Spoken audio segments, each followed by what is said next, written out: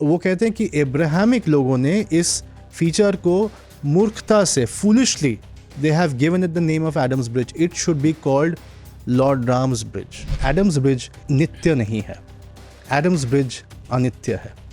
और इतिहास गवाह है कि बहुत सारे लोगों ने काफ़ी सारे, मेरे ख्याल से सैकड़ों वर्षों तक एडम्स ब्रिज को ड्रेज करने की कोशिश की है, यानी उसे भेदने की कोशिश की है, लेकिन ये अभेद्य है. कैसे इसे सो कॉल्ड तोड़ा जाए? मतलब ये अभी की बात नहीं है, बल्कि 300-350 साल पहले से सोचा जाने लगा था. इतिहास में बहुत बार लोगों ने इस चीज़ को, अगर मैं आपको कोट करके कहूँ, तोड़ने की कोशिश की है, लेकिन कोई सक्सेसफुल नहीं रहा है. अगर हम बहुत ज़्यादा टर्मिनोलॉजी पे फोकस कर रहे हैं, अगर हम ये जो फ्रेज़ राम सेतु, इस पे फोकस कर रहे हैं, मेरे शोध के मुताबिक मैंने Ram Setu phrase 18th century से पहले नहीं पाया है. जो नीचे है ज़मीन, जहाँ रेत है, वो 4000 साल पुरानी है, लेकिन उस पर जो पत्थर है वो 7000 साल पुराना है. यानी वो कहीं यानी और ये से, लग रहा है कि पत्थर कहीं और से है, और सिर्फ कहीं और से नहीं आया है, खास इंटेलिजेंस द्वारा उसे लाया गया है. इससे पहले कोई और क्यों नहीं कर पाया? मेरा ये पूछना है कि ऐसा ही पुल कहीं और क्या हमें मिला है? ये साल 2008 था जब हिंदुस्तान के बहुत सारे लोगों ने राम सेतु का नाम पहली बार सुना था. मतलब रामायण में था, रामचरितमानस में जिक्र था, लेकिन बस ये माना जाता था कि ये पुल कहीं बना था. मगर ये पुल अभी भी मौजूद है और ये पुल देखा जा सकता है.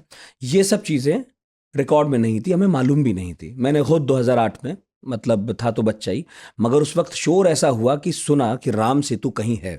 और वो कहाँ है? वो है रामेश्वरम नाम की एक जगह, जहाँ धनुषकोडी है. धनुषकोडी से लेकर श्रीलंका तक, मन्नार की खाड़ी तक एक संरचना है. उसे माना जाता है कि वो राम सेतु है, वही राम सेतु जहां भगवान राम ने एक पुल बनाया था ताकि रावण की लंका तक पहुंचा जा सके और सीता को उनकी कैद से छुड़ाया जा सके. अब 2008 में ये हमने क्यों सुना? क्योंकि ये वही साल था जब यूपीए सरकार सेतु समुद्रम प्रोजेक्ट पर काम करना चाहती थी. और इसे आप संक्षेप में यूं समझ लें कि जहां मैंने बताया धनुषकोडी और जहां मैंने बताया मन्नार की खाड़ी, मतलब मन्नार का इलाका, उसके बीच में ये जो संरचना है वो इस तरह बनी है कि बीच में से कोई जहाज होकर नहीं गुजर सकता. तो किसी भी जहाज को अगर हिंदुस्तान के पश्चिमी तट से पूर्वी तट जाना हो तो श्रीलंका को पूरा घूम कर पार करना पड़ता था. तो एक प्रोजेक्ट था, सोचा गया कि ये जो बीच में संरचना है इसे तोड़ा जाए और इसे तोड़कर गहरा किया जाए, सो दैट जहाज वहां से गुजर सके और खर्चा बच सके. इस पर विश्व हिंदू परिषद, बजरंग दल, संघ परिवार काफी नाराज था. खूब प्रोटेस्ट हुए और प्रोटेस्ट के सिलसिले में हमने सुना कि राम सेतु अभी भी है. इनफैक्ट हमने वो शिलाएं देखी जिन्हें, जो कोरल की बनी हुई थी, और इन्हें विश्व हिंदू परिषद ने गली गली, मोहल्ले मोहल्ले घुमाया और सबने उन्हें हाथों में लिया, छुआ, और पहली बार एहसास हुआ कि हमने शायद रामायण का काल अपने हाथों से छूकर जी लिया. लेकिन बहुत सारे लोग हैं जो नहीं मानते कि ये वही राम सेतु है. इनफैक्ट मुझे तो एक किताब पढ़कर पहली बार पता चला कि राम सेतु की कई और लोकेशंस भी हैं. तो वो किताब है एडम्स ब्रिज और रोटलेज यूके से आई है और हमारे दोस्त हैं प्रोफेसर अरूप चटर्जी, उन्होंने लिखी है. इससे पहले वो 3 बार पहले भी हमारे मेहमान बन चुके हैं. उन्होंने रेलवे के इतिहास पर एक शानदार किताब लिखी है, इंडियंस इन लंदन, ये किताब भी उन्होंने लिखी थी, उस पर भी वो हमारे मेहमान थे. और आज इतने साल लगाकर उन्होंने जो ये किताब लिखी है, और उनका कहना है राम सेतु पर नहीं है किताब, ये एडम्स ब्रिज और इस सब के बारे में है. थोड़ा सा उन्होंने शोध किया है और इस किताब में उनका अपना कोई विचार नहीं है, बल्कि बहुत सारे विचारों का संग्रह है. ये किताब शोध है. तो जब आप इस किताब को पढ़ेंगे, जब ये आप तक पहुंचेगी, तो मैं चाहता हूं कि आप इसकी इसके जो पिछले पन्ने हैं वो खोलें और वो देखें. उसमें बहुत सारे रेफरेंसेस मिलेंगे. पर आज तो वो खुद यहाँ हाजिर हैं, professor Chatterjee. OP Jindal university में पढ़ाते हैं फिलहाल अंग्रेजी, लेकिन इतिहास से कुछ इश्क ऐसा है कि अब ये तीसरी चौथी किताब लेकर वो हाजिर हैं. आपका बहुत बहुत स्वागत है. धन्यवाद नितिन जी, ये बहुत बड़ा प्रिविलेज है मेरे लिए कि आपके शो में चौथी बार हाजिर हूँ. आपने निमंत्रण दिया और आपने काफ़ी बहुत विस्तार से और बहुत ही कंसाइज तरीके से एक इंट्रोडक्शन में कहा कि राम सेतु का भारतवर्ष में पिछले 15-20 सालों में क्या इतिहास रहा है और ये क्यों इम्पोर्टेंट है हमारे लिए. सामाजिक तौर पे, राजनीतिक स्तर पे और ऐतिहासिक स्तर पे इसकी इम्पोर्टेंस क्या क्या रही है हमारे लिए। तो मैं किताब के इंस्पिरेशन या किताब के पीछे जो मोटिवेशंस है उसके बारे में दो चार पंक्तियाँ कहना चाहता हूँ कि ये 2019-20 का साल था, और हम जानते हैं कि तब दुनिया भर में, शायद भारतवर्ष में भी, काफ़ी सारे ऐतिहासिक चेंजेस आ रहे थे, और एक तो बहुत बड़ा चेंज पैंडेमिक ने लाया। तो हम बहुत सारे लोग अनित्यता, इल्यूजन, भ्रम, ऐसे चीज़ों से हम जूझ रहे थे। इसके जो इंटेलेक्चुअल नज़रिए हैं, इसके जो दार्शनिक नज़रिए हैं, हमारे रोज़मर्रा के जीवन में क्या क्या इसके इम्पैक्ट है। और हम जब किसी ग्लानि या किसी डिफीट, हार और किसी दुख, गम के सिचुएशन में होते हैं तो कभी कभी हम रोमांटिसाइज कर बैठते हैं उसे, और शायद ये रोमांटिसाइजेशन ज़रूरी भी है, एक थेरेपी का काम करती है, लेकिन उससे आगे भी हम बढ़ते हैं। तो एडम्स ब्रिज मेरे लिए एक ऐसा सब्जेक्ट था हमारे देश के इतिहास का, जो मुझे लगा कि ये बहुत ज़्यादा एफेमेरलिटी यानी कि अनित्यता के साथ बहुत ज़्यादा जुड़ा हुआ है, कि जिसको हम एक चट्टान मान ले या किसी को पहाड़ मान ले या सेतु मान ले, वो एक परमानेंट फीचर बन जाता है। लेकिन एडम्स ब्रिज मुझे लगने लगा था कि ये परमानेंट फीचर नहीं है, और ये मुझे तब से लगने लगा था जब मैंने अपने रेलवे का पहला इतिहास लिखा, 2017 में वो छपी थी।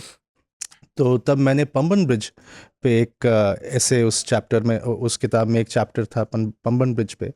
और 2019 में मैं जब कुछ सामाजिक, कुछ प्रोफेशनल, कुछ व्यक्तिगत उलझनों से जूझ रहा था, तो एक पटना से एक छात्रा ने मुझे एक दिन एक मैसेज भेजा कि ये जो आपका पंबन ब्रिज पे जो चैप्टर था, ये हमारे कल्चरल हिस्ट्री को बहुत अच्छा दर्शाता है।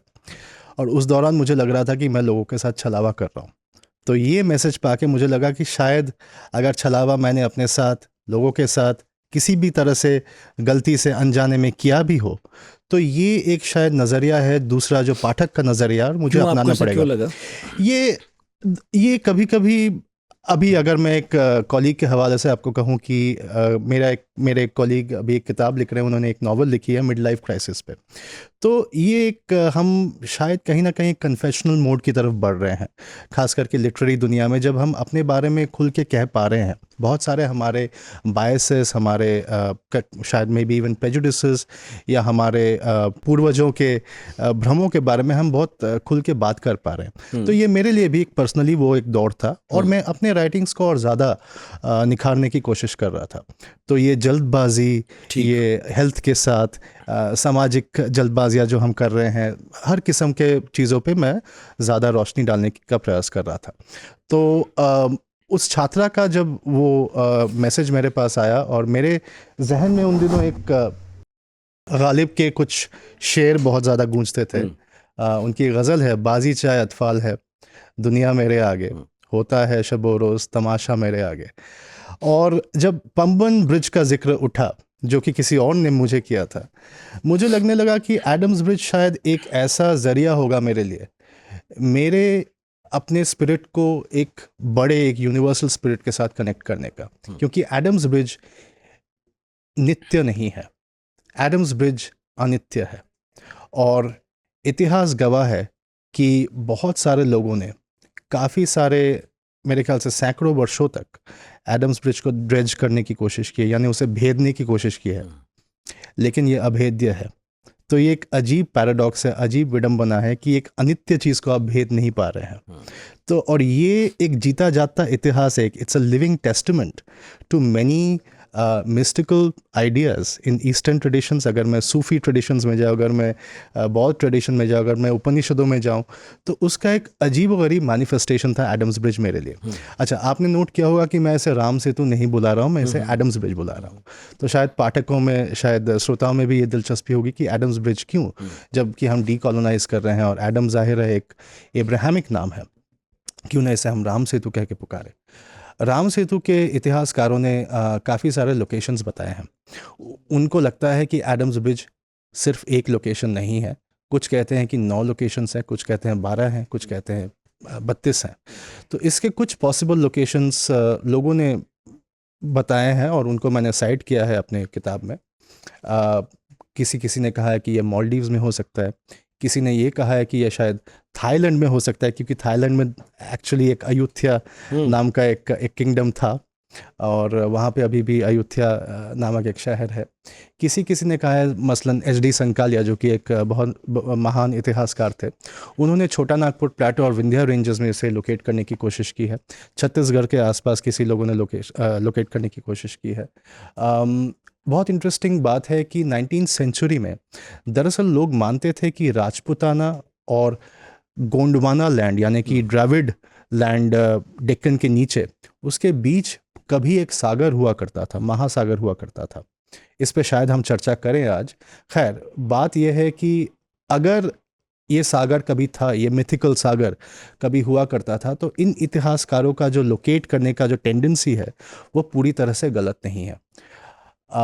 आपके प्रश्न के उत्तर का मेरा ये शायद आखिरी वक्तव्य होगा कि मैं इतिहासकार खुद को नहीं मानता। मैं आज भी और शायद आज काफ़ी ज़्यादा अपने आप को एक ऑब्जर्वर मानने लगा हूँ। इसलिए मेरी किताब में मेरा ओपिनियन ऑलमोस्ट नहीं है। ये किताब एक इंटेलेक्चुअल हिस्ट्री है एडम्स ब्रिज की, तकरीबन 1690 से लेके 2022-23 तक, और लोगों के एटीट्यूड्स का इतिहास है ये। तो लोगों ने पिछले 300 या 400 वर्षों में इस जियोलॉजिकल फीचर के बारे में या इस लेजेंडरी फीचर जिसे हम राम सेतु भी कहते हैं सम्मान से, इसके बारे में क्या क्या कहा है, क्या क्या सोचा है, उसका इतिहास मेरा किताब है। कितना पुराना है ये? आप इसे एडम्स ब्रिज कहिए, राम सेतु, ये संरचना आपने जब ढूंढा कितनी पुरानी निकली, क्या कहते हैं? तो यहाँ पे मुझे जियोलॉजिस्ट्स को साइट करना पड़ेगा और इनका नाम मैं लेना चाहूँगा सीपी राजेंद्रन, जो कि काफ़ी सारे जियोलॉजिस्ट्स में एक हैं जिन्होंने इस पे शोध किया है। और ऐसा माना जा रहा है आज कि इसकी शुरुआत शायद पिछले ग्लेशियल मैक्सिमा के दौरान होना शुरू हुई थी। ग्लेशियल मैक्सिमा 20,000 वर्ष पहले आया था और ग्लेशियल मैक्सिमा में जो ग्लेशिएशन का जो स्तर था वो सबसे ऊंचा था, यानी जो ग्लेशियर्स थे वो सबसे ज़्यादा थे, अधिक थे। 18,000 साल पहले समुद्र का जो स्तर है वो ऊपर जाने लगा और शायद तकरीबन 7,000 साल पहले तक ये जो फीचर है, यदि हम इसे प्योरली एक जियोलॉजिकल फीचर मान के चले, ये तकरीबन बन गई थी। और 7,000 साल पहले समुद्र का स्तर ऊपर आ गया था और ये सबमर्ज्ड हो गया था। ये एक नज़रिया है। जो लोग रामायण को और खास करके वाल्मीकि रामायण को गॉस्पेल ट्रूथ मान के चलते हैं, और यहाँ पे कोई व्यंग नहीं है, ये मैं कह रहा हूँ क्योंकि इस किताब में आप पाएंगे भी कि काफ़ी सारे थॉट प्रोसेसेस का एक सम्मिश्रण है। तो ऐसे काफ़ी सारे इम्पोर्टेंट लोग भी हैं जो रामायण को एक ऐतिहासिक डॉक्यूमेंट भी मान लेते हैं, और एच.डी. संकालिया ने भी वही किया जब उन्होंने देखा कि क्या हम इससे एक ज्योग्राफी के इतिहास ढूंढ सकते हैं। तो जो लोग इसे गॉस्पेल ट्रूथ मानते हैं, ऐसे कुछ इतिहासकार कह सकते हैं, या जैसे आजकल देवदूत पटनायक अपने आप को मिथोलॉजिस्ट कहते हैं, तो ऐसे मिथोलॉजिस्ट का कहना है कि शायद ये राम सेतु 12,000 साल से लेके 6,000 साल पुराना है। तो ये रेंज मुझे मिला है। तो कहीं ना कहीं ये रेंज और वो जो जियोलॉजिकल जो रीजनिंग है, कुछ हिस्सों में वो मैच कर सकते हैं। क्योंकि अगर 7,000 साल पहले जियोलॉजिस्ट कह रहे हैं कि एडम्स ब्रिज कंप्लीट हो गया था, यानी कोरलाइन एक्रीशन, जो कोरल का वहाँ पे सेडिमेंटेशन प्रोसेस है, और मैं शायद बता सकूँ आपको कि सेडिमेंटेशन होता कैसे है, क्यों होता है। बंगाल की खाड़ी से आप देखते हैं कि समुद्र इंडियन ओशन में ड्रेन कर रहा है, ये हम सबको मालूम है, लेकिन हमें जनरली नहीं बताया जाता, और ये बहुत नया और थोड़ा बहुत कॉन्ट्रोवर्शियल फाइंडिंग भी है। मैंने तो ज़ाहिर डिस्कवर नहीं किया, ये जियोलॉजिस्ट ने निकाला है 2010, 12, 14 के बाद से उन्हें लगने लगा है कि एक नदी नॉर्थ की तरफ, और या फिर शायद कुछ नदियां नॉर्थ की तरफ जाती हैं, यानी इंडियन ओशन से या करीब रामेश्वरम आइलैंड के वहाँ से बे ऑफ बंगाल की तरफ नदियाँ जा रही हैं। तो हमने फिजिक्स में एक टॉर्क नाम का एक शब्द पढ़ा था, एक कॉन्सेप्ट आता है जिसमें एक रोटेशनल इफेक्ट आता है, उसमें मोमेंटम क्रिएट होता है। तो इस मोमेंटम से नदियाँ अपने जो सेडिमेंट्स हैं, अपने जो लाइमस्टोन के खास करके सेडिमेंट्स और बाकी जो सिल्टेशन उनमें रहती हैं, वो ड्रेन करते हैं एक जगह में, यानी पिट्स में। और एडम्स ब्रिज के वहाँ पे काफ़ी सारे पिट्स पाए जाते हैं। एडम्स ब्रिज को कहा जाता है 103 पैची रीफ्स, 103 पैची रीफ है। हालांकि मैंने कहीं पढ़ा कि 108 है, दरअसल 108 नहीं है, मेरे आकलन के हिसाब से 103 है। तो वहाँ पे काफ़ी सारे पिट भी हैं, यानी गर्त भी हैं, और उन गर्तों में, उन गड्ढों में ये सेडिमेंट्स डिपॉजिट किए जा रहे हैं, शायद हजारों आप कह रहे हैं वो जो रेत है, जी हाँ, जो बंगाल की खाड़ी से हिंद महासागर की तरफ जो लहरें आती हैं वो अपने साथ रेत लाती हैं जी, और यहाँ जो गड्ढे हैं, जो संरचना हम बता रहे हैं, वहां पर इकट्ठी हो रही है। ये तो बहुत एक सरल एक्सप्लेनेशन हो गया। इसका एक सेकंड लेवल एक्सप्लेनेशन ये होगा कि वहाँ पे वो बहुत लाइमस्टोन रिच इलाका है और कोरलाइन फॉर्मेशंस होते हैं, और आपने कुछ शिलाओं का जिक्र किया था शायद अपने इंट्रोडक्शन में, तो ये शिलाएं वहाँ पे बन सकती हैं। अच्छा, ऐसी पॉसिबिलिटी है, वहाँ इस तरह से प्रोसेस हो रहा है, ऐसी संभावना है। लेकिन कुछ शिलाएं ऐसी भी हैं जो कहीं और से ट्रांसपोर्ट की गई हैं। और ये एक बहुत कंट्रोवर्शियल या रोमांचक कह सकते हैं डॉक्यूमेंट्री आई थी 2018 में। डिस्कवरी चैनल वालों ने ये डॉक्यूमेंट्री बनाई थी और कहा था कि जो लेयर है, माने जो फाउंडेशन है सो कॉल्ड राम सेतु का या एडम्स ब्रिज का, वो फाउंडेशन दरअसल 4000 साल पुराना है, और जो शिलाएं आई हैं वो 7000 साल पुराना है। अब चूंकि मैं जियोलॉजिस्ट नहीं हूँ, मैं इस फाइंडिंग पे कमेंट नहीं कर सकता, लेकिन जो थियोरी बताया जा रहा है वो थियोरी बहुत ही इंटरेस्टिंग है। हाँ, मतलब जो नीचे है जमीन, जहाँ रेत है, वो 4000 साल पुरानी है, लेकिन उस पर जो पत्थर है वो 7000 साल पुराना है। यानी वो कहीं यानी और ये से लग रहा है कि पत्थर कहीं और से है, और सिर्फ कहीं और से नहीं आया है, खास इंटेलिजेंस द्वारा उसे लाया गया है। क्योंकि अगर इतना एक प्लानिंग के तहत ये हुआ है तो जाहिर है ये सेतु एक्सीडेंटल कंस्ट्रक्शन नहीं था। अगर मैं ये मान के चलूं, जैसे फॉर एग्जांपल कोई एक व्यक्ति 2000 मेरे ख्याल से 22 में यूके में एक नॉर्थ इंग्लैंड के किसी यूनिवर्सिटी में लेक्चर दे रहा था सेतु समुद्रम राम सेतु के ऊपर, और उस स्कॉलर को बताया गया कि क्या ऐसा हो सकता है कि ये प्रभु श्री राम ने नहीं बनाया या फिर नाल और नील ने नहीं बनाए, लेकिन शायद इंसानों ने बनाया।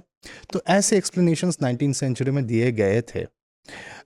यहाँ पे मैं ये बता के चलूँ आपको नितिन जी कि इस किताब में दो तरह के रीडर्स को थोड़ा सरप्राइज या कहीं कहीं शॉकिंग भी लग सकता है। और वो दो तरह के रीडर्स ऐसे हैं जो हम में से कुछ लोग हैं सोचते हैं कि रिलीजन, धर्म, मिथोलॉजी, लेजेंड्स, इन सब के बारे में बात इसलिए नहीं होनी चाहिए क्योंकि ये ढकोसला है, क्योंकि ये गॉसिप है, क्योंकि ये वेरीफाइबल नहीं है। दूसरा एक रीडरशिप रहता है जो इसी चीज़ को प्राथमिकता देता है।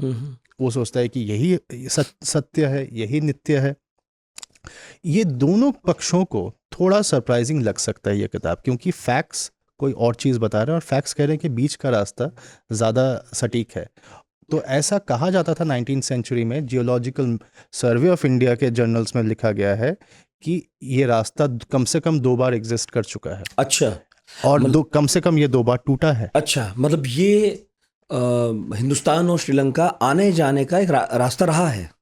जी हाँ, और ये एब्सोल्यूट मैं इसको पत्थर की लिखावट तो नहीं समझ सकता, ये थोड़ा इसमें कंट्रोवर्सी है, लेकिन जियोलॉजिस्ट्स मानते थे कि श्रीलंका और भारत के बीच में एक रास्ता था और उसके कुछ एविडेंस उन्हें मिले थे। एक तो महावंश जो एपिक है श्रीलंकन, उसको अगर जो एपिग्राफर्स या हिस्टोरियंस जो हैं वो शोध करके बता सकते हैं कि महावंश ने प्रभु राम को या रामायण के लेगेसी को क्या दर्जा दिया, एक ये है। दूसरा तरीका ये है कि श्रीलंकन्स आज भी मानते हैं, शायद ये मान्यता थोड़ी कम हुई है, लेकिन अर्ली 20th सेंचुरी तक, 1920-30 तक तो ये मान्यता बहुत प्रबल थी कि जो सेंट्रल श्रीलंकन हाईलैंड्स है, जहाँ पे एडम्स पीक नामक पहाड़ है या श्रीपाद भी कहते हैं उसे, और कुछ वहाँ एक बड़े से पाँव की आकृति है। जी हाँ, और उसे वो एडम का फुटप्रिंट मानते हैं। जब एडम और ईव को पैराडाइज से निष्कासित किया गया तो माना जाता है कि ईव अरेबिया में शायद वो डिसेंड की, और एडम जो नबी माने जाते हैं इस्लाम में, वो मान्यता है कि वो श्रीलंका में आके, हाँ, हिंदुस्तान से होते हुए जी हाँ, इस पुल के जरिए श्रीलंका है और वो पांव की छाप उनकी है, जी हाँ, ऐसा मानना है। ये मान्यता बिल्कुल एब्राहमिक लेजेंड्स में है। अब्राहमिक जैसे धर्मों से मानना। जैसे रामायण लेगेसी में मान्यता है कि नाल और नील ने प्रभु श्री राम के लिए हनुमान के आदेश पे एक ब्रिज कंस्ट्रक्ट किया, राम सेतु कंस्ट्रक्ट किया 8 दिनों में। वाल्मीकि रामायण के मुताबिक ये युद्ध कांड में आता है 22 नंबर सर्ग में, ठीक है। हालांकि इसमें एक कंट्रोवर्सी, माने इस लिटरेरी इंटरप्रिटेशन में एक कंट्रोवर्सी आता है कि जब प्रभु श्री राम और सीता माता लौटते हैं लंका से तो वो पुष्पक विमान में लौटते हैं वाल्मीकि रामायण के मुताबिक, और राम जी दिखाते हुए जाते हैं कि देखो वो वहाँ पे वो पुल बना था, और वो लोकेशन कहीं श्रीलंका और इंडिया के लोकेशन से मैच नहीं करता, ऐसा कुछ इंटरप्रेटर्स बताते हैं। खैर उसमें मैं अभी नहीं जा रहा हूँ। लेकिन 19वीं सेंचुरी की ये बात है, योहानस वॉल्टर नामक एक जर्मन जियोलॉजिस्ट थे, उन्होंने दावा किया कि कम से कम ये 2 बार ये सेतु या ये कॉजवे या ये कामकाज में था, ये कामकाज में था, और कम से कम 2 बार टूटा है, और आखिरी बार ये टूटा था 1480 या 78 में जब एक अर्थक्वेक आया था। ये रीजन अर्थक्वेक प्रोन है, यहाँ पे बहुत सुनामीज होते हैं, छोटे मोटे तूफान आते रहते हैं, और ये जो थीम है तूफान, सुनामी, अर्थक्वेक्स का, ये बहुत ही अहम थीम है, और मेरे किताब का भी बहुत अहम थीम है, ना सिर्फ इस इतिहास का। एक एविडेंस उनको जियोलॉजिकल और जूलॉजिकल एविडेंस जो मिला था कि फौना और फ्लोरा में एक बहुत अनकैनी रिजेम्बलेंस है इंडिया और माने धनुषकोडी या रामेश्वरम आइलैंड और तलाई मन्नार का, ख़ास करके जाफना और सदर्न इंडिया का। और एक रिजेम्बलेंस उन्हें मिला था मिनिएचर जेबस के, कुछ अवशेष उनको मिले थे, यानी उनको एविडेंस मिले थे जो ड्वार्फ कैटल होते हैं, या ड्वार्फ से थोड़ा थोड़ा बड़ा। इसे मैं समझा नहीं। मिनिएचर जेबस होता है एक थोड़ा, उसको अगर हाइब्रिड कैटल कह सकते हैं, जो गाय जो पूरी तरह से गाय के साथ होती है, छोटी, ये बौने से थोड़ा बड़ा होता है। अच्छा। बौने गाय तो आंध्रा में पाए जाते हैं, बांग्लादेश में भी पाए जाते हैं, लेकिन जो उन्हें मिला था अवशेष, ऐसा उनका इंटरप्रिटेशन था कि कहीं ना कहीं उनको दिख रहा है कि कुछ गाय शायद इंडिया से श्रीलंका माइग्रेट किए थे, और वहाँ पे शायद वो फंस गए और लौट नहीं पाए, और इसलिए वो एक प्रकृति के बौने, मतलब सेमी बौने प्रकृति के गाय बन गए। ऐसा उनका इंटरप्रिटेशन 1910 12-14 में था। और ये मैं जियोलॉजिकल सर्वे ऑफ इंडिया के जर्नल के साइंटिस्ट्स का वक्तव्य पेश कर रहा हूँ। एक और बहुत चौंकाने वाला वक्तव्य था जेम्स हॉर्नल नामक एक व्यक्ति का, जिन्होंने 1916 में अपना शोध पब्लिश किया, और ये जूलॉजिकल मेमोइर्स ऑफ इंडिया के जर्नल में छपा। ना वो राम सेतु के लेजेंड्स को प्राथमिकता दे रहे थे, ना वो ये कह रहे थे कि ये प्योरली जियोलॉजिकल है, एक फीचर है, टोम्बोलो जिसे कहते हैं। वो कह रहे थे कि हिंदुस्तान से लेकर जाफना तक, नॉर्दर्न श्रीलंका तक, ये पूरा जो फासला है, सेतु समुद्रम कहते हैं जिसे हम, वो सागर को सेतु समुद्रम कहा जाता है, पूरा का पूरा सेतु समुद्रम कवर्ड था कॉन्च शेल से, यानी कि शंख से, और वो शंख बाद में शायद एक रास्ता का रूप लेते हैं, ऐसा उनका फाइंडिंग था। हट्टे होते चले गए। ये बहुत ही स्ट्राइकिंग फाइंडिंग है, क्योंकि ये ना किसी थ्योरी को ध्वस्त करता है, बल्कि ये अपनी एक थ्योरी बना लेता है। और हालांकि मैंने नहीं पाया कि इस चीज़ को बाद में किसी ने उठाया, तो शायद इस पर चर्चा कोई करे, जियोलॉजिस्ट्स का कि क्या राय है, मैं जानना चाहूँगा। तो मैंने पूछा है, तो लोगों ने इस बारे में ज़्यादा जवाब देना पसंद नहीं किया है। अभी तो हाल में 2-1 साल पहले भी सरकार ने इस तरफ ये संभावनाएं खोल दी थी कि वो रिसर्च करेंगे और पानी के अंदर जाकर, जी हाँ, पता करेंगे। और जाना ऐसा कोई मुश्किल है भी नहीं, क्योंकि मैं रामेश्वरम गया हूँ, धनुषकोडी भी पहुंचा हूँ, मैं हिंदुस्तान के बिल्कुल अंतिम भाग पर खड़ा था, और अपनी आंखों से देखा जा सकता है कि पानी बहुत उथला है उस जगह पर, और कुछ ही दूरी पर श्रीलंका शुरू हो जाता है, मन्नार आ जाता है, और वहां तक पानी यूं ही उथला है। इनफैक्ट कोई अगर गूगल मैप पर भी देखने की कोशिश करे और सैटेलाइट के जरिए, तो बहुत आराम से जूम करके देखा जा सकता है कि यहाँ पर पानी उस तरह से गहरा नहीं है, बहुत छोटी छोटी नाव आराम से आती और जाती हैं। इनफैक्ट अभी श्रीलंका में जब वित्तीय उथल पुथल थी, तो बहुत सारे लोग इसी रास्ते से, नाव से हिंदुस्तान आए थे कि यहाँ पर शरण ले सकें। आप ये कह रहे थे अभी, तो मुझे याद आया कि जब मैं धनुषकोडी की तरफ जा रहा था, तो पूरा का पूरा ये इलाका उजड़ा हुआ है, 1964 के आसपास यहाँ पर एक और सुनामी आई थी और तब ये बहुत बसा हुआ था, एक पुराना गांव था और काफ़ी पुराना। और जब यहाँ सुनामी आई तो एक ट्रेन बह गई थी, बड़ी दुखद घटना है वो, आपने तो खैर रिकॉर्ड में ली भी होगी रेलवे के इतिहास में। और वहाँ आज भी पुराना गिरजाघर है, वहाँ पुराना स्टेशन है। उसे देखकर बिल्कुल ये फील आती है, दोपहर में आप खड़े हो जाओ एकदम निर्जन, जैसे कोई भूतहा जगह है एकदम। और जब आप आगे बढ़ते हैं धनुषकोडी की तरफ तो आपके एक तरफ बंगाल की खाड़ी है जिसका पानी बहुत उथल पुथल भरा हुआ है, और आपके मेरा ख्याल है राइट हैंड साइड पर हिंद महासागर चलता है जिसका पानी बड़ा शांत है, और दोनों का पानी का रंग भी अलग है। और वो बड़ी खूबसूरत सड़क है कि जब आपके एक तरफ बंगाल की खाड़ी हो, दूसरी तरफ हिंद महासागर, और अंत में जाके मिल जाते हैं। तो मैं ये कई बार लोगों से पूछता भी रहा वहाँ पर कि मतलब सुंदर तो है पर ख़तरनाक भी है। तो उन्होंने कहा जो आपने कहा कि यहाँ भूकंप भी आते हैं, यहाँ सुनामी भी आती है, और उस चक्कर में अब इस तरफ कोई रहता भी नहीं है। लेकिन आप मुझे ये बताइए, हमने तो ये पुरानी पुरानी बात की, निकट इतिहास में कहीं कोई ऐसा वाकया मिलता है जब हम ये भरोसा कर सकें कि ये पुल वाकई आने जाने की स्थिति में भी कभी रहा होगा?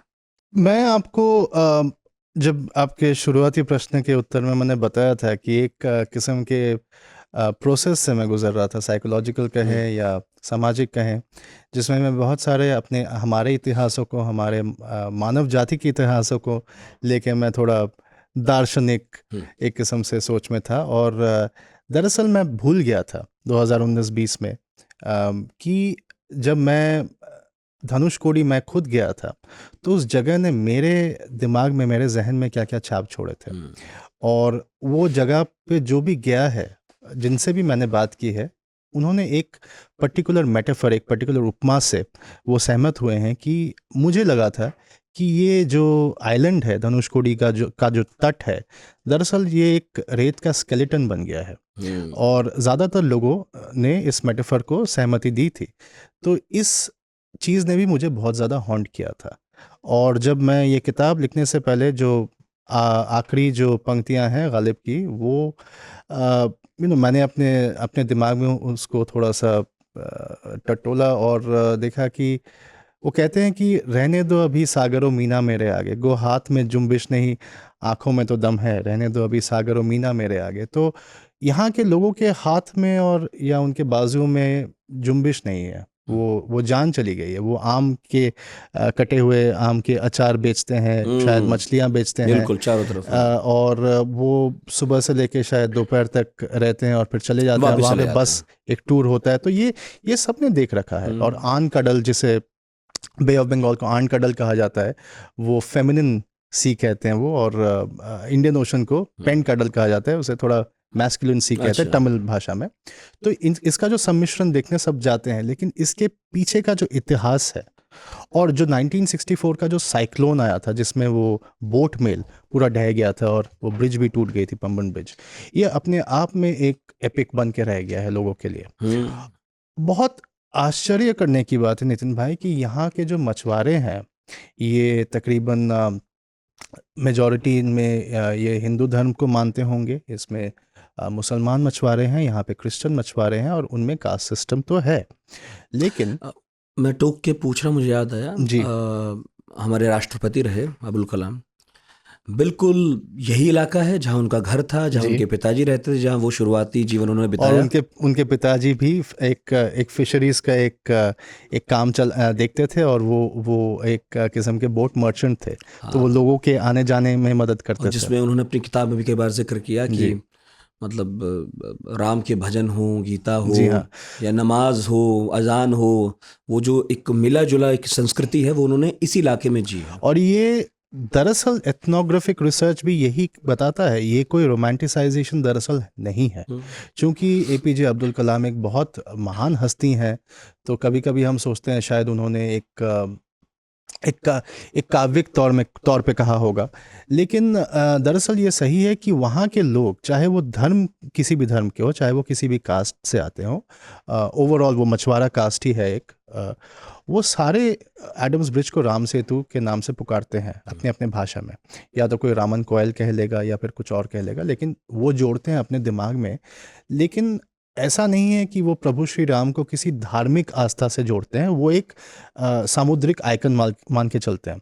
आपका सवाल थोड़ा दूसरा था, आपका सवाल था कि क्या रीसेंट हिस्ट्री में हमें कोई अवशेष या कोई पिछले एविडेंस हजार मिलता बारह है। सौ साल तो हम देखते हैं कि तकरीबन 1000 एडी के आसपास इनफैक्ट अल बरूनी आते हैं भारतवर्ष में 1020-30 एडी के दौरान, और वो भी जिक्र करते हैं अपने ट्रैवल्स में, जिसको मैंने ट्रांसलेशन में पढ़ा है, तो ये कहना ठीक होगा, ये 19th सेंचुरी ट्रांसलेशंस में मैंने पढ़े हैं अल बरूनी को। वो भी श्वेत बंदई का जिक्र करते हैं, जो कि सेतु समुद्रम पे बना हुआ सेतु है, और वो कहते हैं कि ये सेतु 3 या 8 दिन में बना, और वो प्रभु श्री राम की आस्था का जिक्र करते हैं। तो मेरे लिए काफ़ी स्ट्राइकिंग था, क्योंकि 1940 में परमशिवा अय्यर जो एक वैदिक स्कॉलर थे, वो इस थ्योरी को पूरी तरह से ध्वस्त करते हैं। वो कहते हैं कि तकरीबन 1000 एडी के आसपास दरअसल राम सेतु के लोकेशन को थोड़ा सा शिफ्ट कर दिया गया, चोल साम्राज्य के उनके डायरेक्शंस के आधार पे ये जो लेजेंड है इसको थोड़ा बदल दिया गया। यानी कि अभी का जो राम सेतु का लोकेशन है वो धनुषकोडी आइलैंड से लेके तलाई मन्नार तक है। पहले का राम सेतु का लोकेशन शायद मंडपम नाम का जो आखिरी स्टेशन है इंडियन मेनलैंड का, वहाँ से लेके श्रीलंका तक जाता था, और नॉट नेसेसरी कि वो तलाई मन्नार तक जाता था। ये उनका क्लेम है। जैसे मैंने कहा, मेरी किताबों में क्लेम्स का इतिहास है, इट्स एन इंटेलेक्चुअल हिस्ट्री। तो हम पाते हैं कि तकरीबन 1100-1200 एडी में ये जो रूट है ये यूज़ हो रहा था, उसके एविडेंस हैं, और उसके एविडेंस आते हैं हिस्ट्री में, क्योंकि जब भी जंगें लड़ी जाती थी छोटे मोटे साम्राज्यों के बीच, इंडियन और श्रीलंकन, तो वो जंगों के मेमोइर्स भी रहते थे, उसके रिकॉर्ड्स रहते थे। और तब और इनफैक्ट तकरीबन 100 एडी से लेके 500 एडी तक तो जंगें काफ़ी चल रही थी इंडियन और श्रीलंकन्स के बीच। साउथ इंडियन किंगडम्स अपने आप में, आर्य चक्रवर्ती किंगडम्स भी बाद में फाइट करने लगे। तो ये तो हमें मिलता है, एविडेंस मिलता है। जैसे मैंने कहा 1480 एक डेडलाइन आता है, उसके बाद हमें और एविडेंस मिलना बिल्कुल बंद हो जाता है कि ये किसी आउटपोस्ट या किसी आर्मी मिलिट्री यूसेज में आ रहा था। तो कम से कम 1000 साल पहले माना जा सकता है लोग आते जाते थे। जी। क्या किसी वहाँ की मतलब दक्षिण भारतीय या लोकल कोई पुरानी किताब या पुराना कोई नाटक, पुराना काव्य, वहाँ कोई जिक्र नहीं मिलता इसका कि आने जाने का जिक्र खासकर? देखिए, ऐसे तो जो अलवार सेंट थे तमिलनाडु के 7th-8th सेंचुरी के, और हम देखते हैं 1000 एडी के दौरान काफ़ी सारे एक वैष्णव टिल्ट हम एक्सपीरियंस करते हैं। वैसे तमिलनाडु को शैव प्रधान माना जाता है। श्रीलंका के जो नॉर्दर्न हिस्से में जाफना के भी जो तमिल्स हैं वो शिव जी को प्राथमिकता देते हैं, लेकिन हम काफ़ी सारे राइटिंग्स में, गानों में, उनके भक्ति गीतों में हम पाते हैं कि प्रभु श्री राम का जिक्र आ रहा है। और चूँकि ये आपके कन्याकुमारी और रामेश्वरम दोनों जगहों पे बसे हुए लोग थे, तो और चूंकि ये दोनों टेम्पल टाउन्स हैं, तो कहीं ना कहीं हमें ये समझ में आता है कि या तो इनके गानों के प्रभाव से, या फिर शायद कोई कहानियाँ या कुछ गाथाएं इन्होंने सुनी होंगी। हो सकता है वो नॉर्थ इंडिया से माइग्रेट करके आए थे, या फिर वो लोकल सेंट्स थे। तो इन कहानियों का या इस इतिहास का इवोल्यूशन घटने लगा 7th-8th सेंचुरी में, और तब बहुत ज़्यादा प्रबल तौर से एडम्स ब्रिज को राम सेतु बताया जाने लगा। आपने एक जो पिछला जो सवाल पूछा था, उसका एक दूसरे ढंग से भी मैं जवाब दे सकता हूँ। आपने सवाल किया कि क्या हमें अवशेष का एविडेंस मिलता है, यानी लैंड रूट के रिमेन्स के एविडेंस मिलते हैं। आपने ये सवाल क्यों किया? आपने ये क्यों नहीं पूछा कि क्या हमें मरीन पैसेज का एविडेंस मिलता है? इनफैक्ट मैं आपको बताऊं, ये दरअसल एक बहुत इंपॉर्टेंट सवाल हो गया था ब्रिटिश जियोलॉजिस्ट्स के लिए लेट 18th सेंचुरी में और throughout the 19th century. James Rennell जो 1767 में भारतवर्ष में आते हैं और वो बंगाल के सर्वेयर जनरल बनते हैं। उनको फादर ऑफ ओशनोग्राफी भी कहा जाता है, father of modern British geography भी कहा जाता है। जेम्स रेनल पहले ऐसे व्यक्ति हैं जिन्होंने राम सेतु को एडम्स ब्रिज का नाम दिया। इससे पहले पुर्तगाली और डच एक्सप्लोरर्स इसे एडम्स ब्रुग या एडम्स ब्रुक ऐसे किसी नाम से जानते थे। जाहिर है कि ये एडम का जो लिंकेज है ये डच और पोर्चुगीज कल्चर से आया है। कुछ लोगों का आर्गुमेंट है कि अरब ट्रेडर्स ने इनको 13-14 सेंचुरी में इस सभ्यता को वो लेकर आया, लेकिन मेरी समझदारी ये कहती है कि ये ज़्यादा प्रबल हुई पोर्चुगीज़ और डच के अंडर। फिलिप बैल्डियस नामक एक डच कैल्विनिस्ट मिनिस्टर थे। उन्होंने तकरीबन सबसे पुराने मैप्स में से उनके मैप का शुमार आता है 1690 में। वो कहने लगे कि एविडेंस पाया जाता है, एक लेजेंड पाया जा रहा है कहीं कहीं वहाँ के लोकल लोगों में कि करीब 1500 या 1600 एडी में एक कोई डच फ्लीट एस्केप कर रहा था पोर्चुगीज नौसेना से। अच्छा। और इसका ये अगर कहानी सच है, ये अगर लेजेंड सच है, तो ये प्रमाण है कि यहाँ पे एक मरीन पैसेज था। आपका सवाल था कि प्रमाण है कि लैंड पैसेज था और कब तक था। ये कुछ और बता रहे, ये कह रहे हैं कि यहाँ पे एक मरीन पैसेज था और दरअसल वहाँ से वॉरशिप्स नहीं गुजर सकते। 1600 एडी में हम काफ़ी कॉम्प्लिकेटेड वॉरशिप्स क्रिएट कर रहे थे। Human civilization had progressed quite a lot, और जिन वॉरशिप्स की जिक्र फिलिप बॉल्डियस कर रहे थे उनका साइज शायद 18,000 या 40,000 डेड वेट टन्स का तो होगा नहीं, जो कि आज के ये हमारे ट्रेड शिप्स हैं। फिर भी इतने बड़े थे कि वो उस मरीन पैसेज से नहीं गुजर सकते। और मैं आपको बताऊं, ये लेजेंड नहीं था, फिलिप बॉल्डियस सच कह रहे थे, क्योंकि 1845 में जाफना में एक एंकर मिला जिसने जियोलॉजिस्ट को चौंका दिया, और वो दरअसल बहुत ज़्यादा उनको भरोसा मिलने लगा कि अभी हम ये काम कर सकते हैं। खैर, मैं कहानी में वापस लौटता हूँ कि हमारे मुख्य पात्र हैं जेम्स रेनल। वो 1770 के दशक में एक सर्वे करके कहते हैं कि हम एडम्स ब्रिज को वाइडन कर सकते हैं, क्योंकि जेम्स रेनल सोच रहे हैं as a geologist, as a surveyor, वो सोच रहे हैं कि कैसे इसे सो कॉल्ड तोड़ा जाए। मतलब ये अभी की बात नहीं है, बल्कि 300-350 साल पहले से सोचा जाने लगा था। इतिहास में बहुत बार लोगों ने इस चीज़ को, अगर मैं आपको कोट करके कहूँ, तोड़ने की कोशिश की है, लेकिन कोई सक्सेसफुल नहीं रहा है। तो जेम्स रेनल शायद ऐसे सुएज कैनाल तो निकाल ली थी। तो इसे आप अलौकिक प्रक्रिया कहें या कोई अजीब विज्ञान का करिश्मा कहें, कुदरत का करिश्मा कहें, लोग फेल होते रहे हैं। और अभी मॉडर्न टेक्नोलॉजी के साथ भी हमें वही फाइंडिंग मिल रहे हैं, जो फॉर एग्जांपल मेजर सिम, जो कि 1830 में मद्रास प्रेसिडेंसी के सर्वेयर थे, उनको जो फाइंडिंग मिल रही थी, इतने एडवांस्ड टेक्नोलॉजी से भी हम वही जान पा रहे हैं कि मेजर सिम कहते थे कि हम इसे ड्रेज तो कर लेंगे, लेकिन अजीबोगरीब एक करिश्मा है, एक बहुत अनकैनी फिनोमिनन है सिल्टेशन का, सेडिमेंटेशन का, कि ये बार बार अपने को वापस से स्थापित कर लेगा। अच्छा। तो ये सेतु, अगर मैं इसे सेतु कहूँ, ये एक फ्रॉइडियन स्लिप था, लेकिन हम कह सकते हैं इसे सेतु। और इसलिए जियोलॉजिकल सर्वे ऑफ इंडिया 1870 के दशक में वो कहने पे बाध्य हुई, it was compelled to acknowledge कि सेज वाल्मीकि का उनके लाइंस को खारिज हम नहीं कर सकते, क्योंकि शायद वो जियोलॉजिकल प्रक्रिया ऐसी रही होगी कि वो इंस्पायर्ड हुए ऐसे लाइंस लिखने के लिए। So the geological survey of India acknowledged that the poetic validity of the Ramayana is actually not antagonistic to the geological validity. कहने का अर्थ है कि जियोलॉजी और काव्य दो अलग अलग दिशाओं में नहीं जा रहे हैं, वो कन्वर्ज कर रहे हैं।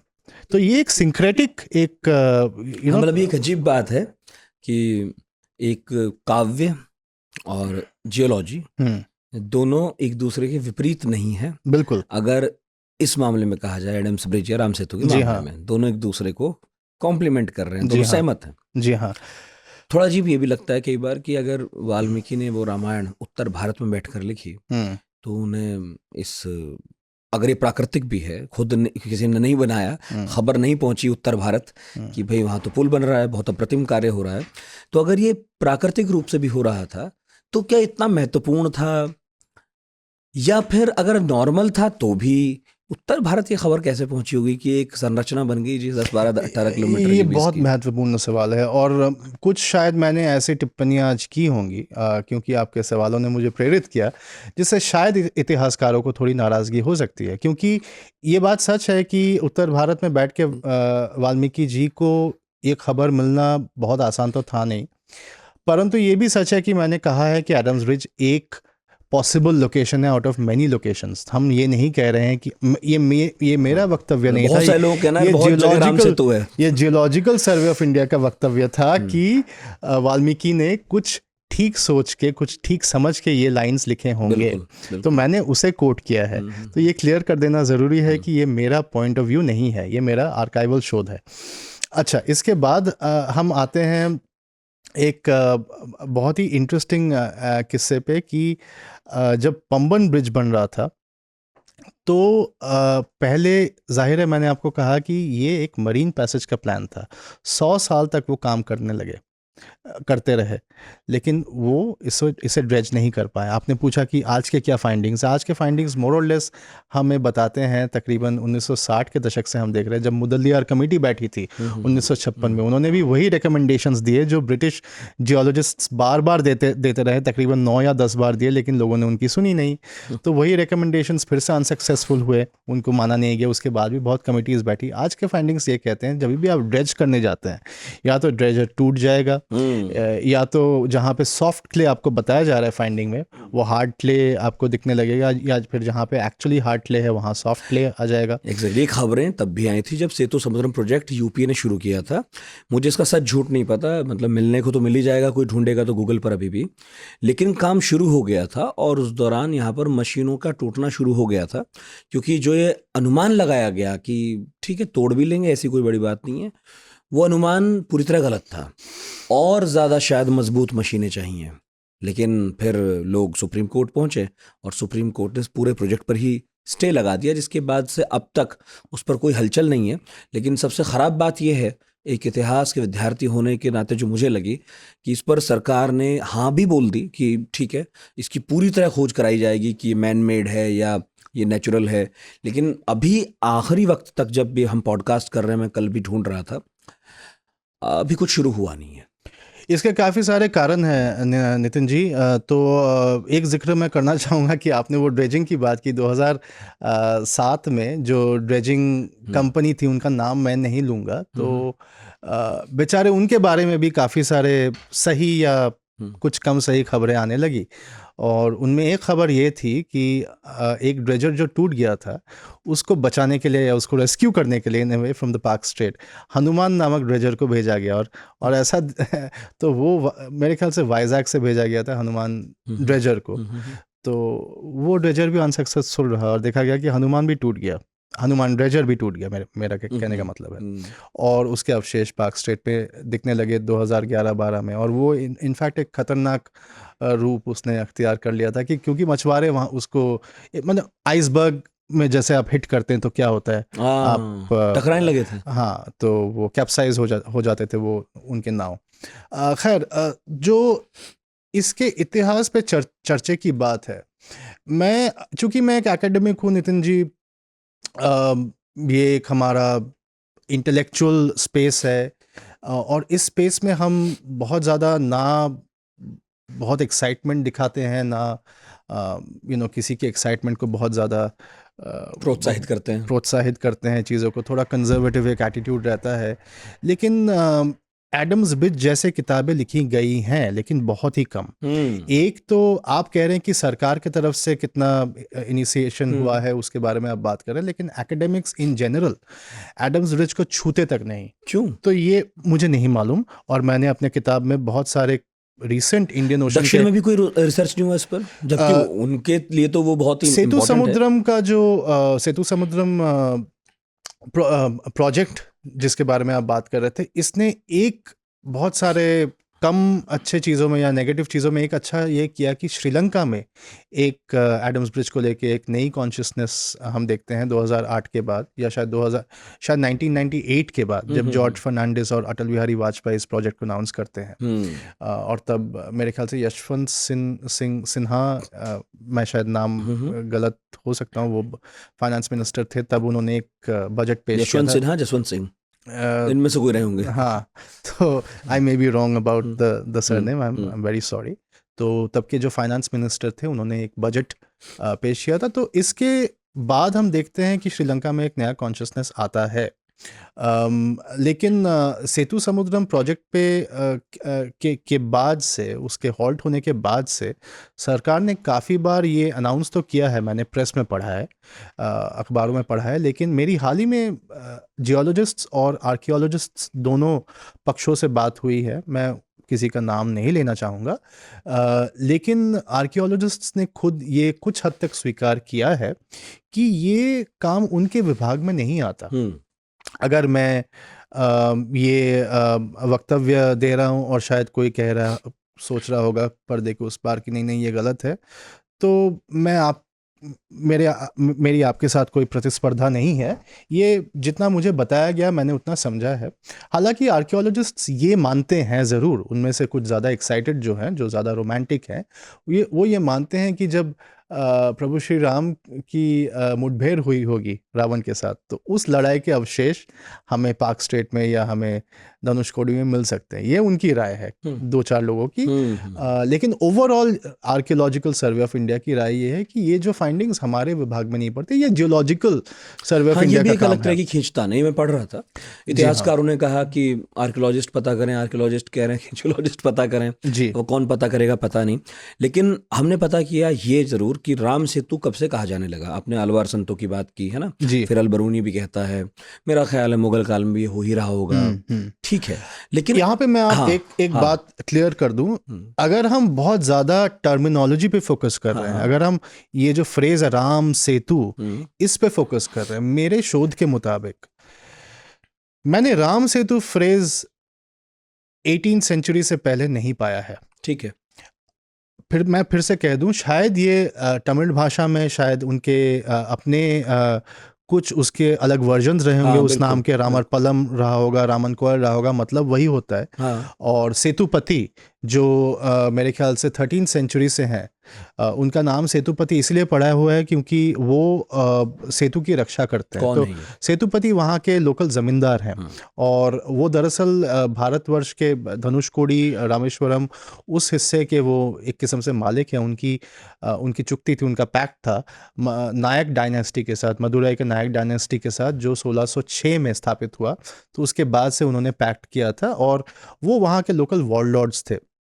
और आज भी माना जाता है कि श्रीलंका के पास हिस्से में जो आइलैंड आया है काचतीव, वो सेतुपति के हिस्से में रहा था एक ज़माने में।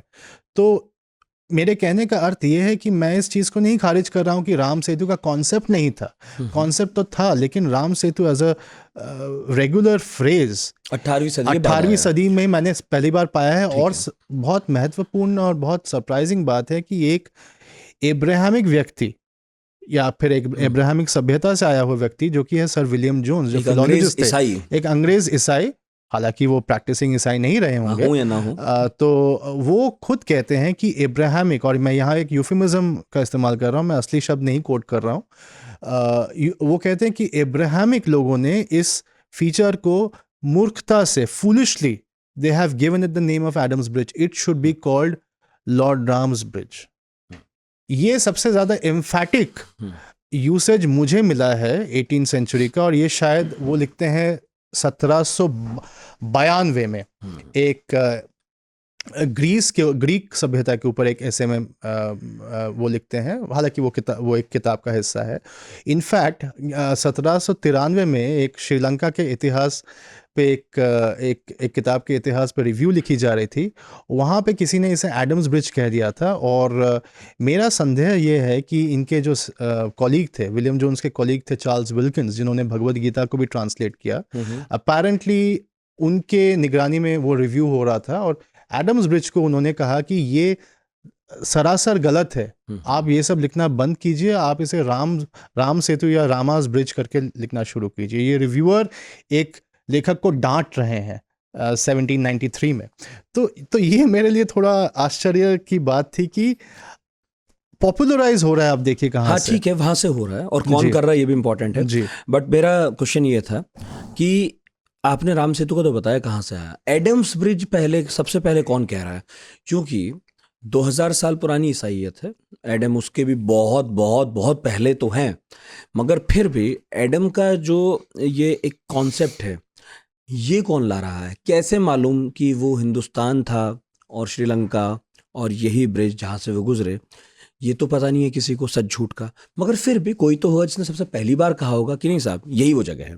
ये कहाँ से निकला है? देखिए, ये जैसा जितना चूंकि मेरा शोध शुरू होता है 1690 से, और 1690 के बाद जितना समझ में आता है कि डच और पोर्चुगीज़ ने ये कॉन्सेप्ट वो लेकर आए थे, और उनके मुताबिक उससे पहले अरब ट्रेडर्स लेकर आए थे। मैंने कुछ लेजेंड्स ऐसे सुने हैं कि इब्ने बतूता अपेरेंटली, लेकिन ये लेजेंड है। ये मैं किसी को साइट नहीं कर रहा हूँ क्योंकि मेरे पास वेरीफाइड सोर्स नहीं है, लेकिन ऐसा मुझे सुनने को मिला है कि इब्ने बतूता अपेरेंटली उन्होंने श्रीलंका में जब वो एडम्स पीक को वो स्केल कर रहे थे, वो चढ़ाई कर रहे थे उसके ऊपर, तो मतलब एज अ स्कॉलर, हाँ, वो इंटरेस्ट के लिए वो कर रहे थे, तो तब उन्होंने ये इस मिथोलॉजी या इस लेजेंड की शुरुआत की कि ये श्रीलंका में एडम डिसेंड किए थे। मुझे पूरी तरह से इस लेजेंड पे उतना यकीन नहीं है, लेकिन चूंकि आपने पूछा मैंने बताया, और ये मेरे शोध से थोड़ा बाहर का एक प्रश्न आपने पूछा है, तो आउट ऑफ सिलेबस सवाल आपने पूछ लिया मुझसे। नहीं, आउट ऑफ सिलेबस बिल्कुल नहीं पूछा, क्योंकि आपकी किताब का नाम एडम्स ब्रिज है। जी हाँ। तो इसलिए मेरे मन में जिज्ञासा थी कि हम राम सेतु पर तो खूब बात कर रहे हैं, कहाँ से आया कहाँ नहीं, ये भी पता होना चाहिए, फिर हम लोगों को ढूंढना चाहिए कि एडम्स ब्रिज पहले किसने कह दिया। जी हाँ। है ना? तो दो लोगों का दावा है, दो माइथोलॉजीज का दावा है जी हाँ। इस संरचना पर, लेकिन दावा बहुत सारे पर्यावरणविदों का भी है। जी हाँ। उनका ये कहना है कि हम राम को माने या एडम को माने, वो आपका मामला, लेकिन हमारे लिए चिंता का कारण ये है कि यहाँ पर बहुत जैव विविधता है जो बहुत इंपॉर्टेंट है बचाना, और बार बार अलग अलग प्रोजेक्ट्स के थ्रू, अब आप तो बता ही ना 350 साल कोशिश हो रही है कि इस जगह को गहरा कर दिया जाए और सुएज कैनाल की तरह यहाँ पर इस जो है जहाज़ों के आने जाने का रास्ता खोला जाए, मगर इससे बहुत कुछ डिस्टर्ब होगा। इनफैक्ट वो मछुआरे भी डिस्टर्ब होंगे जिनसे कभी राष्ट्रपति कलाम के परिवार का लेना देना रहा होगा। हाँ। ये क्या मसला है यहाँ, क्या ऐसा हो जाएगा? क्योंकि रोजगार भी तो आएगा अगर ऐसा कुछ होता है तो। और नितिन जी, मैं कहूँ कि ये सबसे, मेरे हिसाब से आज का सबसे ज़्यादा अहम सवाल है। आज का यानी सिर्फ आज की तारीख का नहीं, लेकिन हम जिस इतिहास में जी रहे हैं उस इतिहास का सबसे महत्वपूर्ण सवाल ये है, क्योंकि ये सवाल हमें एंथ्रोपोसीन तक लेकर जाता है। आप नोटिस करेंगे कि अभी तक हम एक किस्म से हमारा एक टिल्ट कह लीजिए, एक बायस कह लीजिए, कुछ धार्मिक या धर्म के इतिहास के विषयों पे था। ये गलत तो नहीं है, लेकिन ये पूरी तरह से सटीक भी नहीं है, इसलिए क्योंकि हम एक एंथ्रोपोसेंट्रिक धर्म की बात कर रहे थे, चाहे वो इस्लाम हो, चाहे वो क्रिश्चियनिटी हो, चाहे वो हिंदुइज्म हो। हम उसे अच्छा बोले, अच्छा ना बोले, या फिर हम न्यूट्रल रहे, जो भी है, हमारा रिश्ता एक एंथ्रोपोसेंट्रिक यानी मानव केंद्रित धर्म के साथ था हमारा रिलेशनशिप।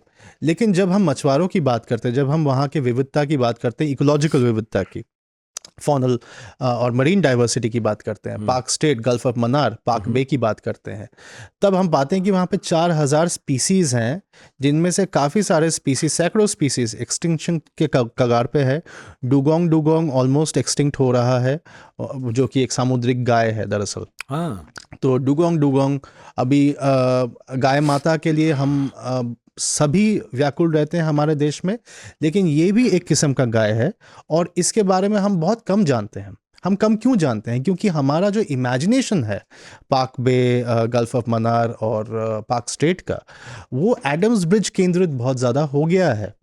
चाहे हम इसे पसंद करे कि ना करे।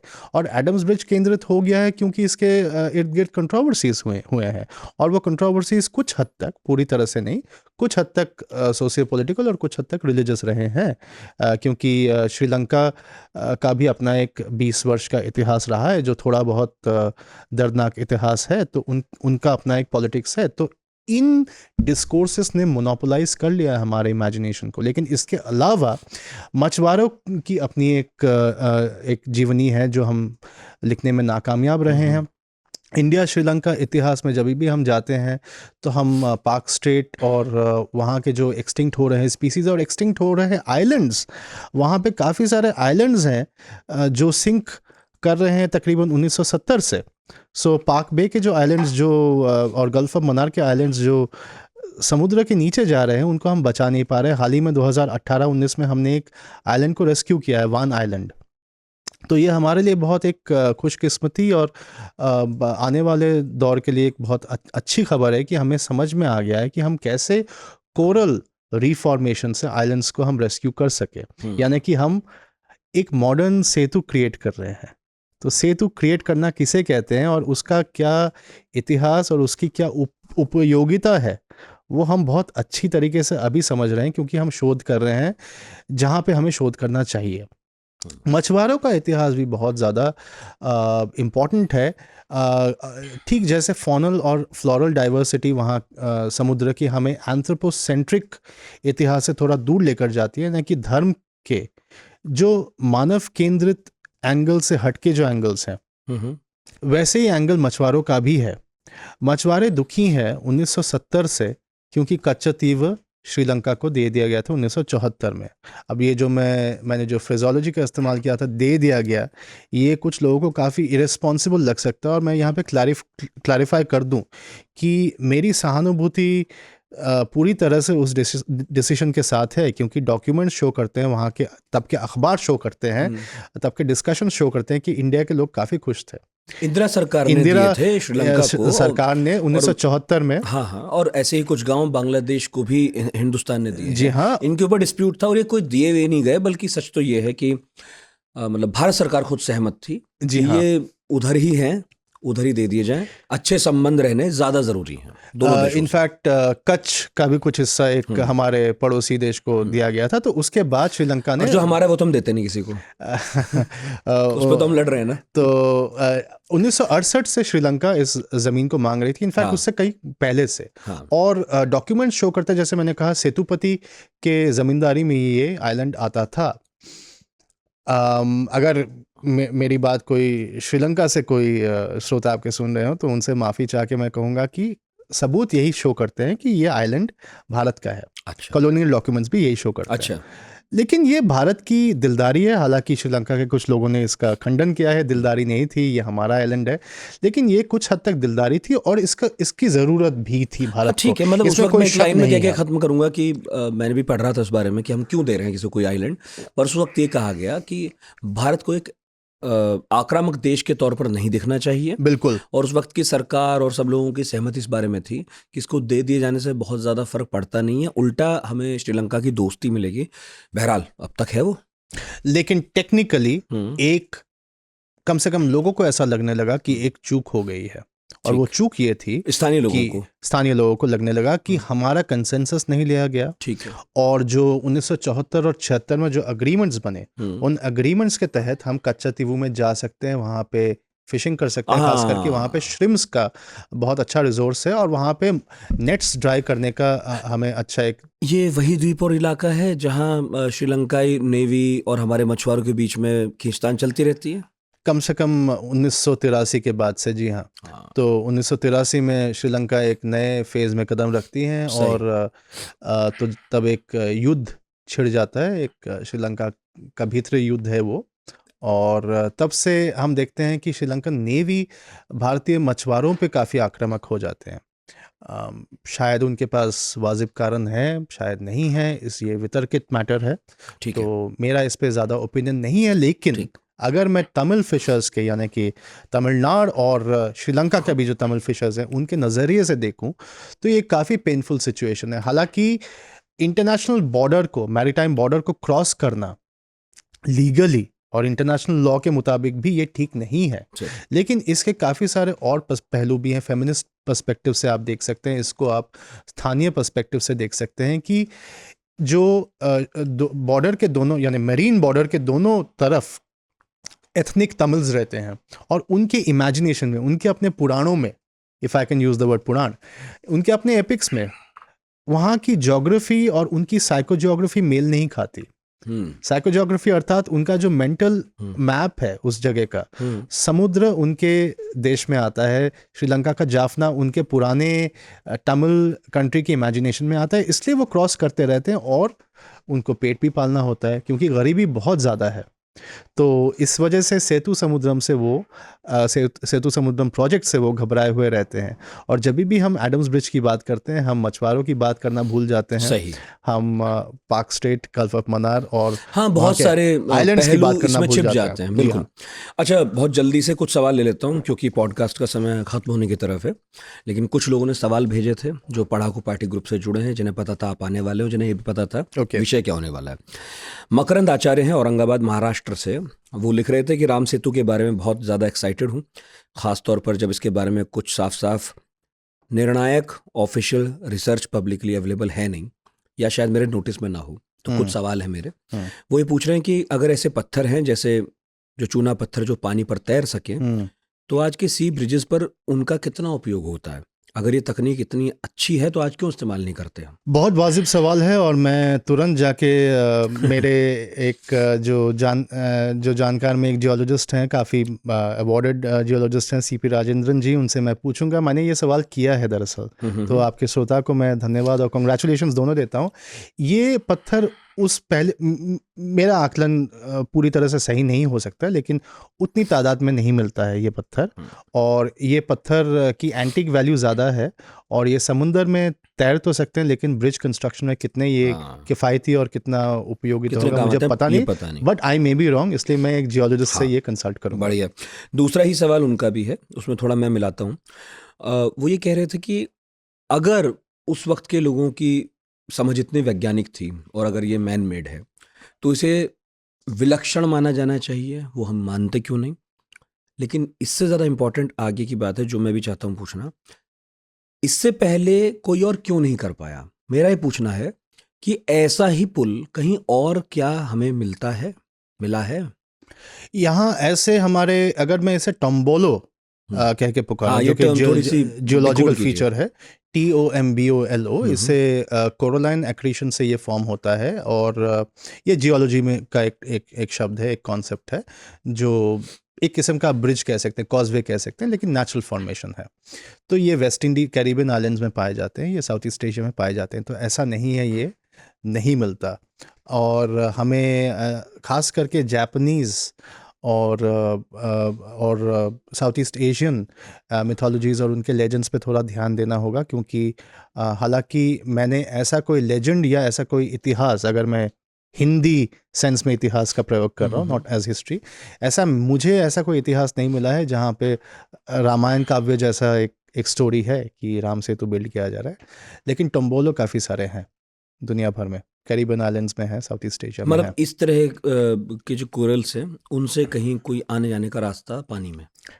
जी हाँ, ऐसे फीचर्स पाए जाते हैं। या फिर अगर आप सेतु नहीं देख रहे, अगर आप कॉजवे नहीं देख रहे हैं, तो ऐसा होता है कि लैंड का प्रोजेक्शन आपको मिल रहा है, जहाँ पे लैंड सीमित हो जा रहा है। हाँ। लेकिन कुछ हद तक एक, जैसे स्विमिंग पूल में हम एक ब्रिज सा देखते हैं जो कि मतलब एक तल है उसका, जी हाँ, गहरा नहीं हुआ। जी हाँ, जी हाँ, ऐसा मिलता है। एक साहब हैं हमारे ही ग्रुप में, नाम नहीं बताते अपना, नार्सिसिस्ट लिखता है अपना नाम, तो वो पूछ रहे थे ये किताब कब आ रही है, इसमें क्या क्या होगा, और आपने इतने सालों में क्या खोजा, और अंत में क्या विवाद सुलझ जाएगा आपकी किताब से? विवाद मेरे किताब से मेरे ख्याल से मैं काफ़ी सारे विवादों का एक पीसफुल सोल्यूशन देने का प्रयास कर रहा हूँ, और मैं कह रहा हूँ कि इनफैक्ट मैं बहुत सारे एंटागनिस्ट से, बहुत सारे पक्षों से इस किताब में बातचीत कर रहा हूँ। पहली बात तो इसमें मेरे ओपिनियंस बहुत ही कम है, ऑलमोस्ट नहीं है, लेकिन आखिरी चैप्टर में मैं कहता हूँ कि हमें हिस्ट्री को, नॉट इतिहास बट हिस्ट्री को, जो कि एक बहुत वितर्कित विषय बन गया है, पहला हिस्ट्री को हमें एक हाइब्रिडिटी की आंखों से देखना शुरू करना पड़ेगा। हमें अपने हिस्ट्री के प्रति और हिस्ट्री के वर्जन्स के प्रति टॉलरेंट होना सीखना पड़ेगा, और ये through out the ideological spectrum हमें करना है। दूसरा है कि हमें जो एब्राहमिक फेथ्स के खास करके जो हमारे और मैं रामेश्वरम और धनुषकोडी के इलाके की बात कर रहा हूँ और श्रीलंका की भी बात कर रहा हूँ, तो और बुद्धिस्ट फेथ्स के हमारे जो कॉलीग्स हैं, क्योंकि इस डिस्कोर्स में ये हम सब कॉलीग हैं एक किस्म से, तो हमें इनको साथ लेके चलना पड़ेगा। और इसके काफ़ी सारे प्रेसिडेंट्स हैं, वो प्रेसिडेंट्स मैं देता हूँ, क्योंकि श्रीलंका भी एक बहुत ही बुरे दौर से गुजरी है।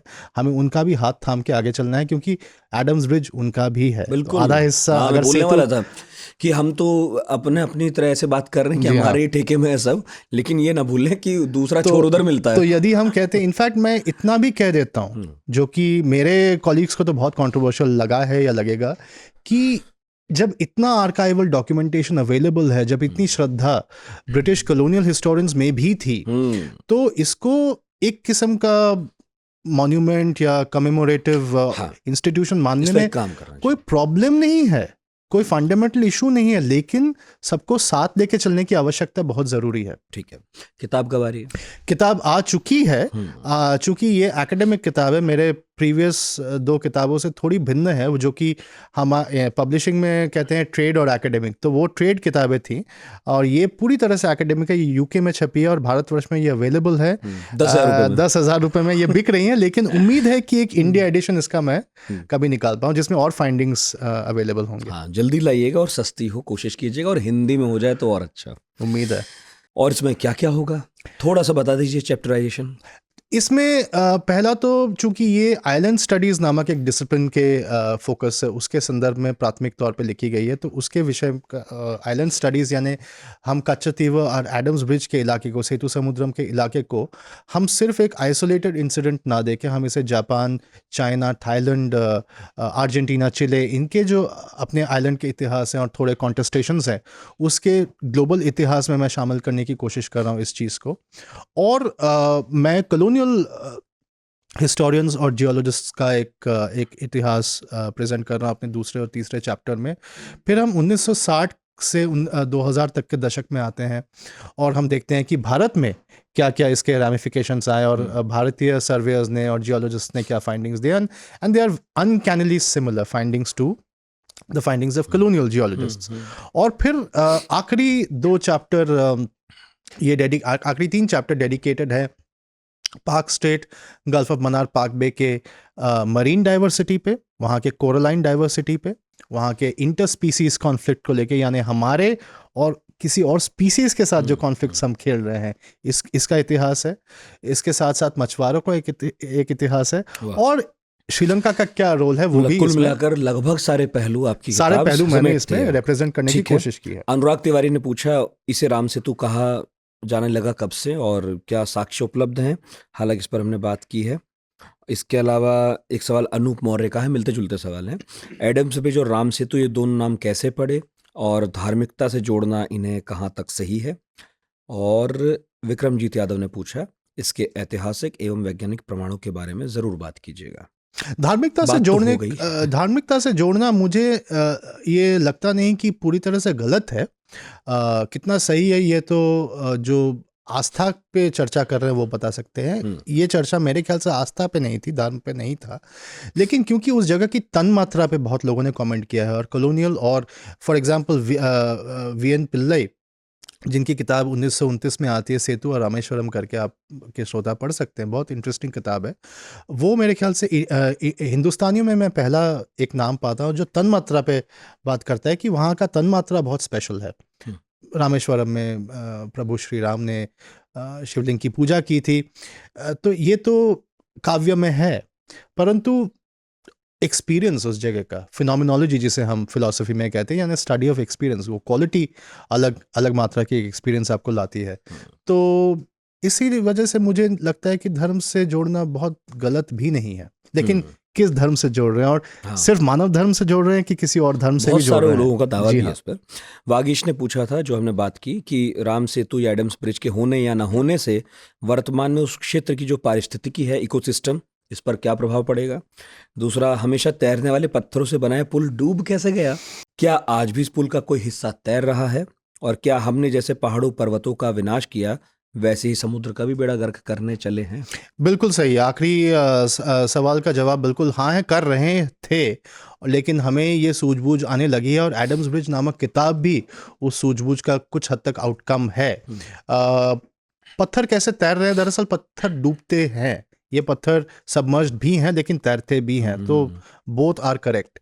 और उनका पहला सवाल क्या था? बहुत इंटरेस्टिंग था। उन्होंने वही पूछा इकोसिस्टम पर। इकोसिस्टम पे हम बहुत ज़्यादा हावी हुए हैं और इस बात का संज्ञान हमने यूरोपियन कोलैबोरेशन के साथ हमने लिया है। जैसे मैंने कहा कि हमने वान आइलैंड को बचाया है, तो हम we are taking cognizance of it, तो ये बहुत अच्छी बात है। और सेतु समुद्रम प्रोजेक्ट के बारे में जिक्र उठता रहता है लेजिस्लेटिव असेंबली में तमिलनाडु के।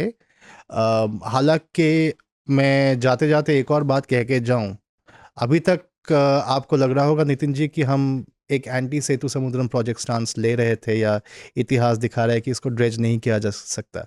लेकिन एक और विषय है जो मेरे विषय से बहुत बहुत दूर है, जो कि जियो स्ट्रैटेजी कहलाता है, जियो पॉलिटिक्स।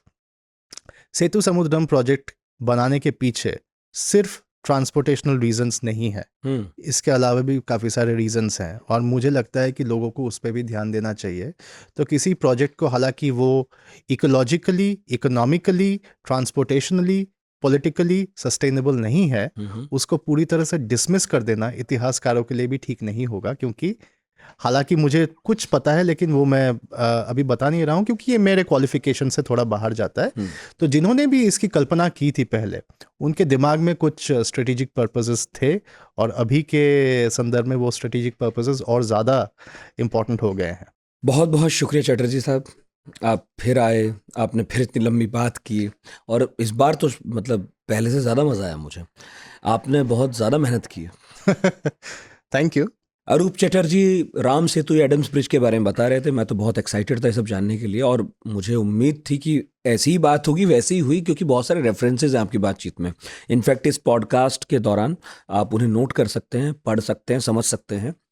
और जब देश में राम कितनी चर्चा है, मंदिरों कितनी चर्चा है, तो राम सेतु की चर्चा पहले भी हुई है और आगे होना लाजमी भी है, क्योंकि अभी भी ये प्रोजेक्ट पूरी तरह खत्म हुआ नहीं है। देर सवेरे चर्चा में आएगा और तब शायद आपको लौट लौट कर इस पॉडकास्ट की याद आएगी, और अरूप चटर्जी साहब की भी। बहुत बहुत शुक्रिया आपका और बहुत बहुत शुक्रिया आप लोगों का भी। अगले गुरुवार फिर हाजिर होंगे पढ़ाकू नितिन में किसी नए टॉपिक के साथ। और हाँ, क्योंकि हम यूट्यूब पर हैं तो मेरा फ़र्ज़ है और मेरा अधिकार भी ये कहना कि प्लीज़ लाइक कीजिए, सब्सक्राइब कीजिए और शेयर भी कीजिए। बहुत शुक्रिया।